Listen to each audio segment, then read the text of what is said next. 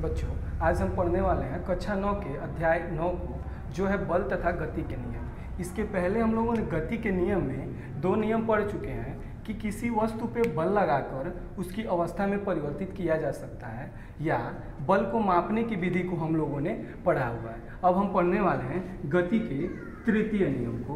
गति का तृतीय नियम को यदि आप संक्षेप में कहना चाहते हैं तो आप कह सकते हैं गति का तृतीय नियम क्रिया प्रतिक्रिया का नियम है। क्रिया प्रतिक्रिया का मतलब क्या है कि यदि आप किसी कुत्ते को मारेंगे तो वह कुत्ता आपको चुपचाप देखता नहीं रहेगा, या तो आपको भौंकेगा या वो चुपचाप उठ के वहाँ से भाग जाएगा।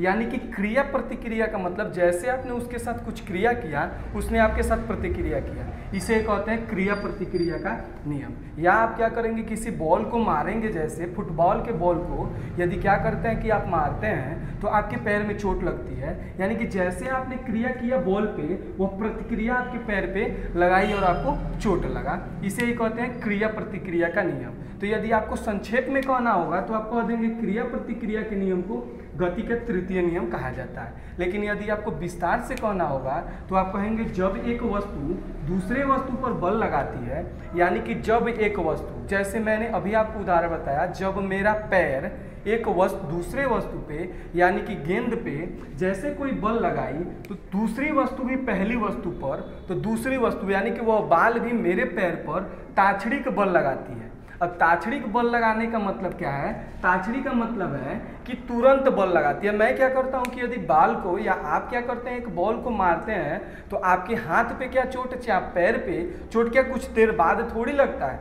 जस्ट लगता है, उसे ही तुरंत ताछड़ी का बल लगाती है। या आप क्या करें, अभी मैं उदाहरण बताया हुआ हूँ कि कुत्ते को मारते हैं तो कुत्ता ऐसा थोड़ी कि पहले बैठता है, 2 मिनट बैठा रहता है तब भौंकता है या उठ के भगता है, ऐसा नहीं होता। या तो तुरंत भग जाता है या क्या करता है, तुरंत भौंकना स्टार्ट कर देता है। तो इसी को कहते हैं गति के तृतीय नियम।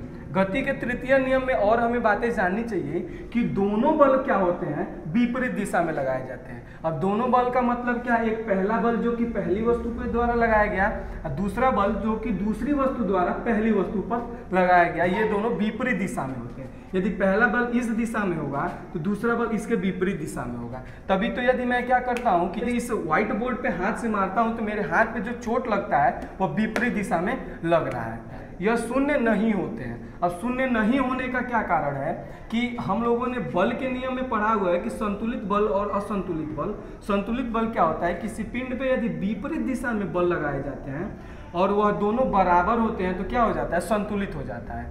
लेकिन यहाँ संतुलित होके और जीरो हो जाता है। लेकिन यहाँ पे संतुलित होने का मतलब क्या है कि यहाँ ये जो दोनों बल है एक वस्तु पे नहीं लगाया जा रहा है, यह पहली वस्तु का बल है, यह दूसरी वस्तु का बल है, और स्वयं एक दूसरे के विपरीत लगाया जा रहा है, किसी एक वस्तु पे नहीं लगाया जा रहा है, इसीलिए यह क्या होता है? शून्य नहीं होता है।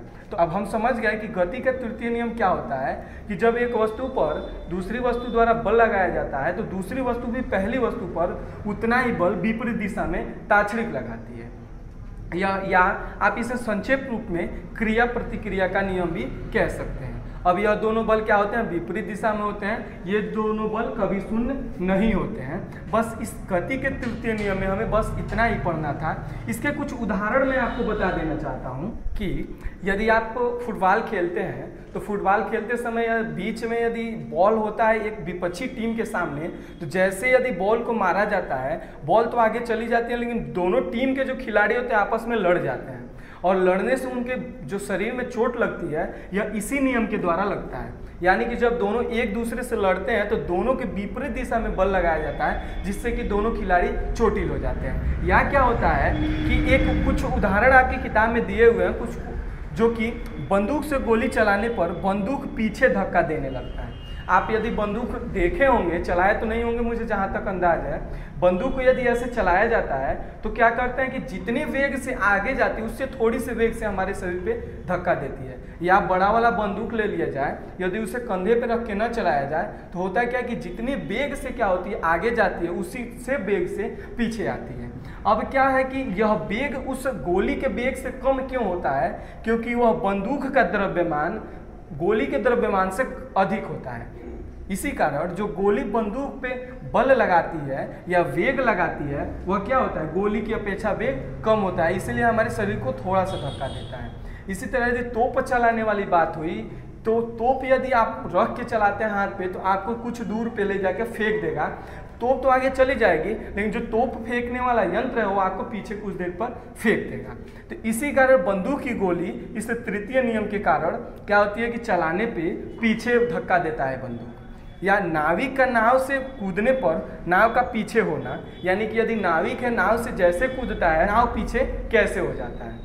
जैसे क्या होता है, नाविक आगे की ओर कूदता है, वह नाव पे एक बल लगाता है, वह नाव क्या करती है कि पीछे की ओर जाती है और उसके विपरीत दिशा में एक बल लगाती है जिससे कि नाविक आगे कूद जाता है। एक और क्वेश्चन होता है कि गुब्बारा जो होता है, यदि गुब्बारा में हवा भरा गया हो, आप गुब्बारे देखे होंगे कि जैसे कुछ छोटे बच्चे एक पतला सा गुब्बारा लेते हैं जिनमें हवा भर के और फिर छोड़ते हैं, जैसे वो ऊपर भगने लगता है।